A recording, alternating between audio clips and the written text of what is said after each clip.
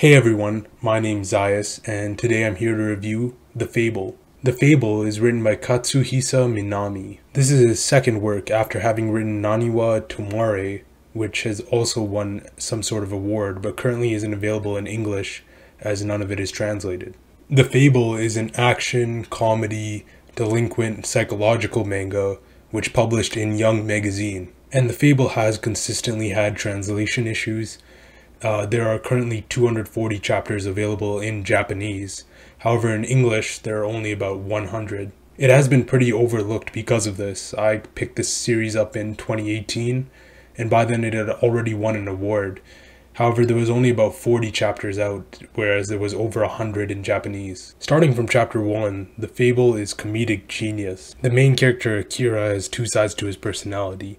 He's either a genius hitman who's really good at killing, or at times he's this socially inept idiot who doesn't know how the world works. After murdering 5 people, he will casually go watch his favorite comedian, Jackal, who is completely horrible at making jokes.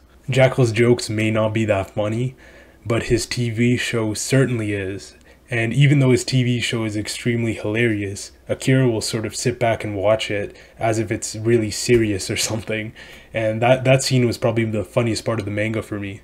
Akira will alternate between being a total badass and being borderline autistic. And this may be because of the Swan syndrome that his boss says that he has. This combination will lead to the manga being completely hilarious. One moment his bird is pooping on his head, and the next he's taking out 6 killers with toy guns. Him trying to get a job was one of the funnier parts of the manga as well. He had literally no idea what to do when talking to another person, and it leads to some hilarious scenarios. I actually started to like the protagonist quite a bit. Even though he's a maniac who has murdered 70 people, he actually seems like a pretty cool guy overall. He doesn't go out of his way to hurt people for no reason, and he tries to help the people who he cares about in his life. Even though Akira is usually the one getting into these scenarios, that doesn't mean that the other characters are exempt from some shenanigans.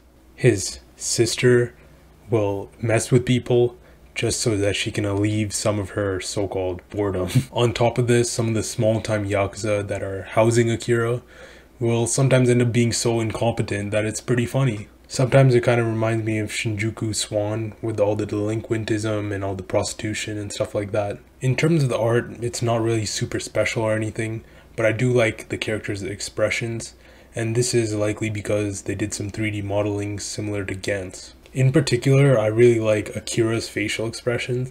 He somehow comes across as kind of scary, but like kind of goofy at the same time.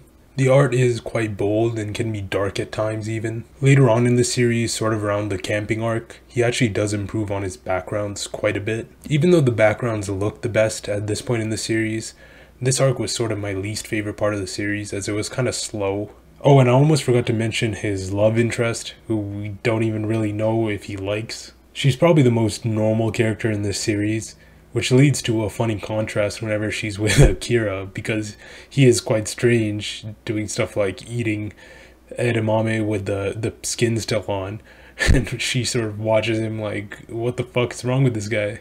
And because she is so compassionate and caring and kind, it is quite nerve-wracking at times to see her get herself into some danger. The part where Akira sort of rescued her was pretty much my favorite action part of the series. The action was pretty fast-paced and everyone's motivations were pretty clear-cut. Katsuhisa really doesn't innovate too much on plot or anything, but it doesn't really bother me at all, as if the plot works, why not just leave it? The most recent arc does seem to be building up to something.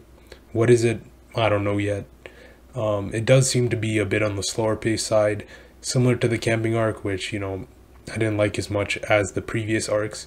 However, it's certainly not bad. The jokes are still funny.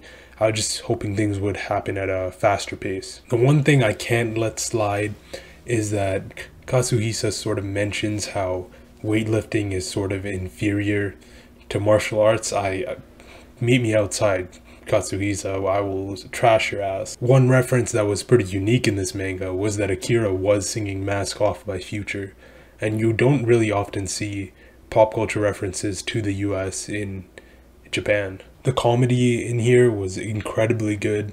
There were some pacing issues every now and then.